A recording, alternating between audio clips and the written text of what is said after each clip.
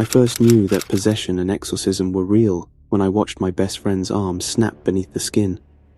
I swear to God, it was as if someone or something had grabbed the bone itself, wrapped its grip around and snapped it from the inside.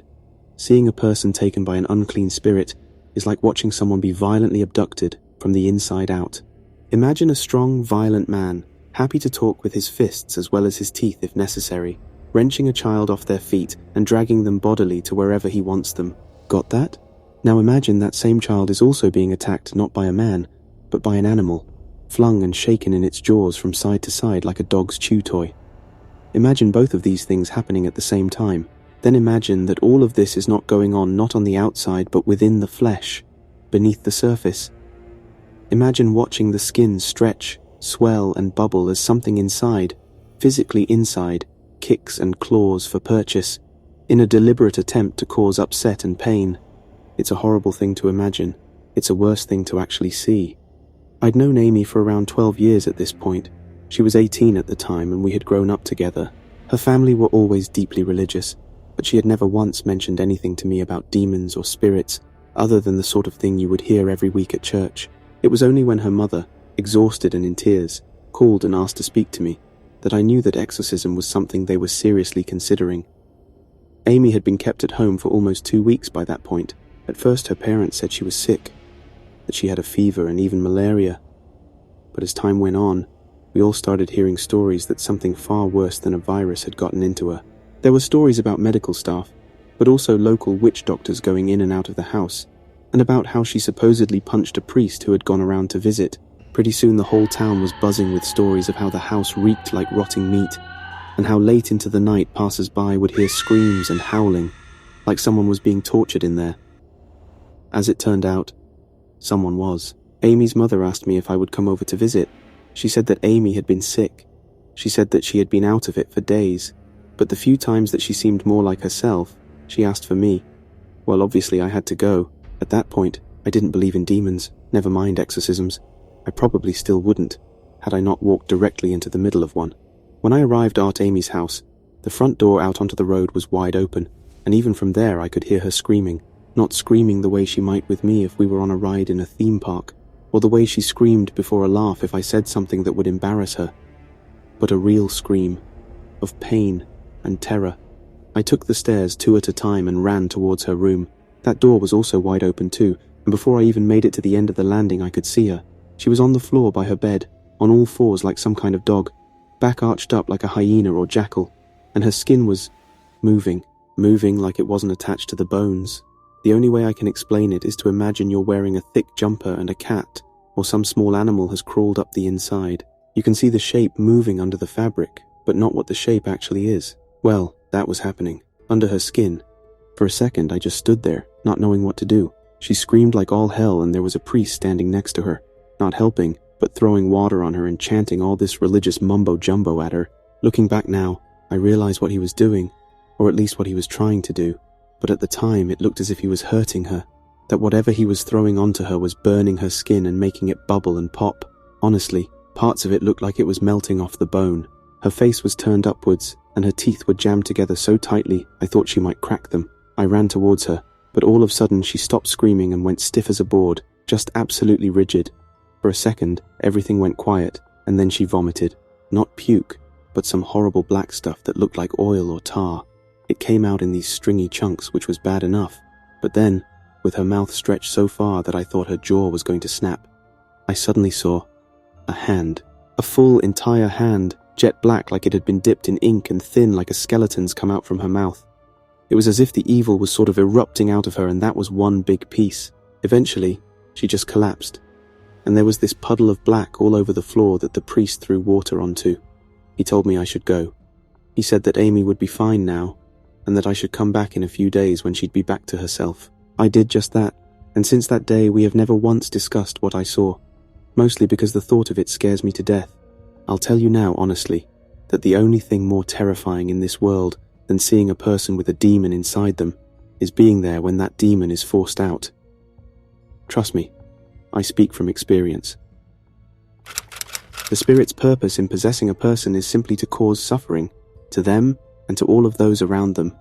Those words were said to me by my mentor during my second-year training for the priesthood, by a man named Timothy Arthur. At the time, I didn't really understand or entirely believe them. 1 year later, I met Mercy Tomlinson. After that, I knew for certain that those words were completely true. At the point that Father Tim said those words to me, he was what we call a Monsignor, which is a higher level in the clergy, but we all just called him Father Tim. Generally, he was a funny, intelligent, and mild-mannered guy, a great teacher, and an absolute encyclopedia of knowledge of church history, practice, and theological debate. He was also absolutely convinced about the literal reality of demons and of the necessity for certain priests, even in the 21st century, to take the responsibility of performing exorcisms. Now I know it might sound a strange thing to say, but at that point, I wasn't entirely convinced by this. I believed in God, obviously, and even in the devil in an abstract, force of evil sort of way. But literal demons, flesh and blood creatures or spirits that walked the earth and possessed people, even as a priest I regarded that as a bit of an outdated way of looking at the world, the sort of thing you expected to find in some dusty old grimoire or a painting from the Middle Ages. But not for Father Tim. For him it was literally real, and he would gladly explain exactly that to you if you ever had the cheek to ask him outright. I remember it was a Thursday night after confession, and he and I were alone in the church when I happened, more as just a friendly conversation, to not only mention the topic, but to explain how I had a hard time believing in the literal existence of demons and exorcisms and all that. I had expected him to respond with some biblical quote or an argument about how the literal and the figurative can be the same thing. Instead, he asked if I had classes the following morning. When I said that I did, he threw me his mobile phone and told me to call my lecturer to say that I would be missing class. With his permission, he then went to the sacristy, grabbed his coat and a spare for me and told me to follow him. We drove in his car for around 2 hours, during which time he never once explained to me where we were going, but he must have crossed himself about 900 times and continued to mutter to himself the entire time in Latin. After around 2.5 hours, he pulled over to the side of the road, stopped the car, and asked me if I had ever heard of Mercy Tomlinson. I said that I hadn't, and he led me to what appeared to be a small breeze-block garage that was on its own, out in the middle of nowhere, in this huge isolated field. As we neared the structure, Father Tim spoke. About 10 years ago, I was asked to assist on an exorcism to cast out an unclean spirit from a young girl, he said, walking quickly with his back to me. The exorcism killed the lead priest, and I was left to complete the ritual on my own. After 4 days of effort that almost killed me too, I finally managed to cast a demon out of the poor girl. From his pocket, he took a small key, undid the padlock, and slowly opened the doors. As soon as the door shifted slightly, I was hit by the most nauseating stench I have ever smelt in my life. As it opened further, I saw that inside the garage, which had been both soundproofed and completely lined with mattresses, cushions, and foam rubber. Further back, I was horrified to see that there was a person chained to the wall. I thought of running. What in the name of God had Tim brought me to? Some kind of kidnapping where he was holding someone prisoner. As I looked more closely, however, I began to realize exactly what Tim had been talking about, why he had brought me here, and who or what this thing was supposed to be. This was Mercy Tomlinson. The thing in front of me was once a person, but she had clearly suffered terribly. Her entire body was covered over with a thick network of scars.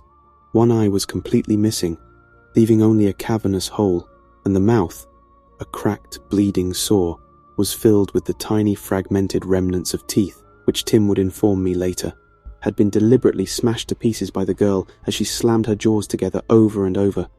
Looking once again into the mouth, I realized with horror that behind the shards of teeth there was no visible tongue. The girl, so Tim would tell me later, had chewed it off, swallowed it, piece by piece over the course of years. Yet despite this lack of tongue, the thing somehow spoke, not only forming words, but calling to me, by name. I was terrified. How? I remember saying, how can you just leave her here like this? I thought you said you cast it out. 10 years ago you cast it out? Tim slowly shook his head. I don't just leave her. I come here twice a week, every week, and I perform the same rituals. I feed her, attempt to bathe her, change these filthy rags, and do everything I can to give this girl her life back. One day, with God's help, I will succeed. He took from his pocket a small flagon of holy water and threw it on the thing, which shriveled into the corner, like a slug someone sprinkled with salt. I did cast out a demon, said Tim, 10 years ago. I cast it out from this very girl. I've cast many more out since, but that's what you don't understand. In the Gospels, when Jesus performs an exorcism and drives out demons, he asks the spirit for its name. It responds by saying legion. It also says, "We are many."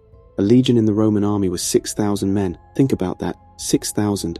10 years ago I did cast out a demon, but that was only one. Only God knows how many more are in there.